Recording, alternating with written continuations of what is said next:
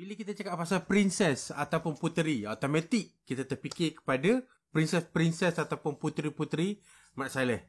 Kalau yang latest macam Frozen ke, Cinderella, Snow White. Dan kadang-kadang kita fikir, diorang tu ada yang bukan princess pun. Tapi kita anggap Disney princess Mat Salleh itulah yang akan keluar dalam kepala kita bila kita cakap pasal puteri. Hari ni saya nak berkongsi sebuah buku yang sangat menarik, lain daripada yang lain, mengenai princess Nusantara pula.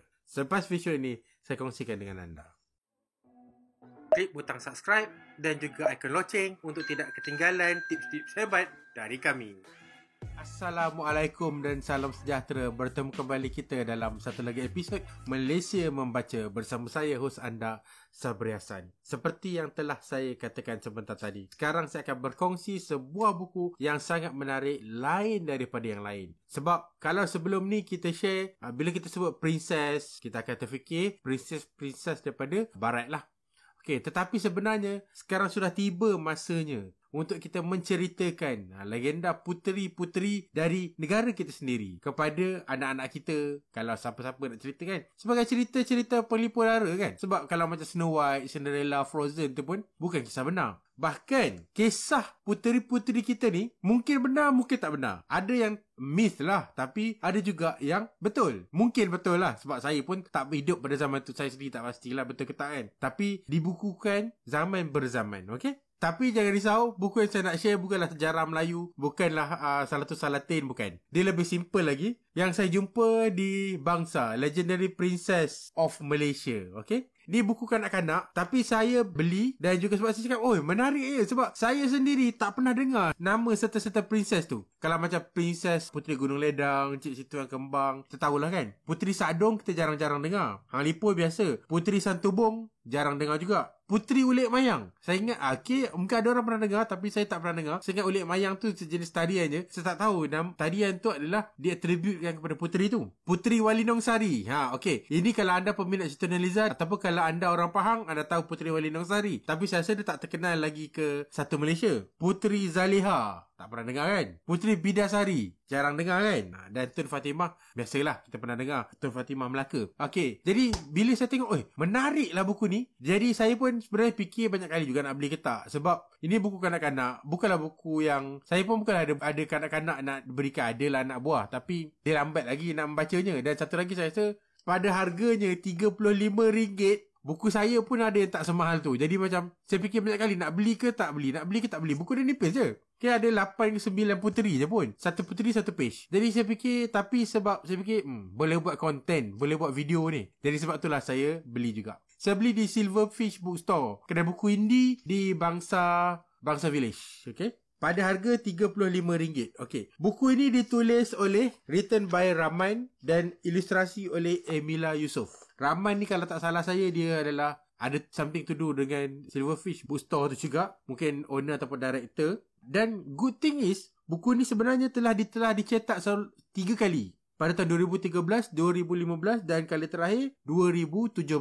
Jadi ada demand juga rupanya buku ni. Bagus. Kita kena sebarkan buku-buku macam ni ke seluruh pelosok negara, supaya kanak-kanak dia tak hidup dalam terbuai-buai dengan nak tunggu kena ada putera kiss dia lah, nak frog prince lah, tak payah. Sebab kita pun ada local punya princess untuk diraikan. Saya nak share mengenai satu princess dulu lah. Puteri Gunung Ledang. Okey, kenapa Puteri Gunung Ledang semua orang dah tahu cerita dia. Sultan Melaka nak pinang Puteri Gunung Ledang, tapi kemudian dia berikan 7 syarat. Sultan Melaka cakap dia boleh fulfill semua syarat kecuali satu syarat.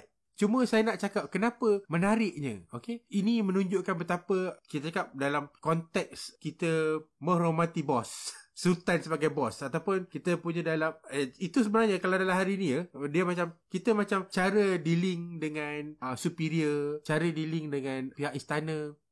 Waktu tu Sultan Melaka, okey, dalam buku ni tulis Sultan Mansur Shah. Dia bergantung kepada sos. Ada 2. Kalau anda ikut hikayat Hang Tuah, Sultan Mansur Shah. Kalau kita ikut sejarah Melayu, Sultan Mahmud Shah. Okey, antara 2 itulah. Mereka nak meminang Puteri Gunung Ledang. Hang Tuah lah yang dititahkan untuk meminang. Cuma waktu tu Hang Tuah tua, jadi anda tahu lah kan, dia sub kepada Tun Mamat untuk meminang Puteri Gunung Ledang. Jadi Puteri Gunung Ledang bagi syarat 7 dulang hati nyamuk, jambatan emas, jambatan perak, 7 macam-macam lagi kan, 7. Dan yang terakhir 1 mangkuk darah Raja Ahmad, anak pada Sultan Melaka ketika itu. Jadi Sultan Melaka cakap, semuanya beta sanggup nak penuhi, kecuali satu, beta tak sanggup nak bagi semangkuk darah Raja Ahmad tu, anak dia.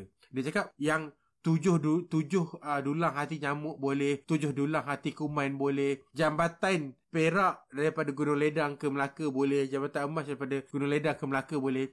Sebenarnya kalau kita tengok syarat-syarat tu, sebenarnya Puteri Gunung Ledang dia nak reject pinangan Sultan tu.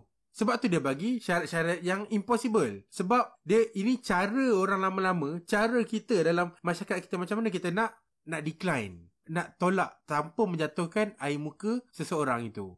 Okay? Jadi kalau anda nak buat dalam kehidupan, apply dalam kehidupan dah sekarang, terpulang lah. Saya cuma nak cakap macam mana kita punya social construct, macam mana kita punya cara kita navigate the social punya circumstances tu kan. Okay? Tu satu.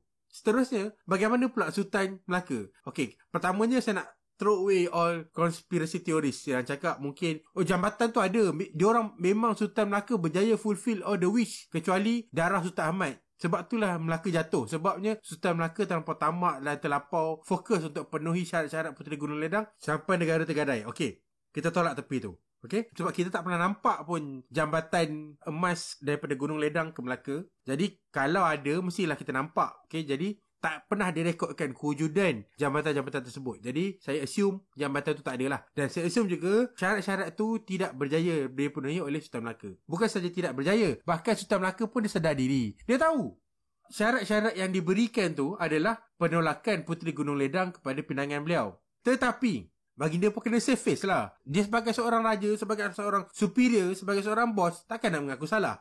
Ataupun kalau dia nak mengaku salah pun belum sampai zaman dia lah. Jadi dia cakap semuanya beta boleh penuhi, tak ada masalah, kita boleh buat. Cuma yang darah Raja Ahmad ni beta tak sanggup. Jadi kita cari orang lain lah. Kita tak payahlah teruskan nak jadikan Puteri Gunung Ledang sebagai isteri. Masalah cara dia pula, bila dia menerima tolakan daripada Puteri Gunung Ledang tu, macam mana pula dia tindak. Dia tak ada cakap derhaka punya Puteri Gunung Ledang, tak dengar cakap kita serang dia, kita culik dia, tak ada. Okay? Dia pun tahu dia dah being reject. Dia tahu yang Puteri Gunung Ledang cakap move on kat dia. Jadi dia pun dia pun maneuver save face dia, menyelamatkan air muka dia, ambil the opportunity selamatkan air muka dia dan move on dengan life dia. Ada kalau ikut Hang Tuah, waktu ni lah keluar nak pergi ke Tonteja lah, nak pergi Puteri Hang Lipo lah kan. Jadi macam ni dia move forward dalam kehidupan dia. Ni satu benda kita boleh belajar dalam kehidupan kita juga. Okay, bila kita jadi bos ke, ataupun bila kita berinteraksi, kita ada bos, macam mana kita nak deal, macam mana kita nak menjaga air muka kita punya counterpart dalam any communication yang kita lakukan everyday. Baiklah, saya akan jumpa lagi dalam episod akan datang. Kalau anda ada sebarang komen, jangan lupa share di ruang komen di bawah. Assalamualaikum.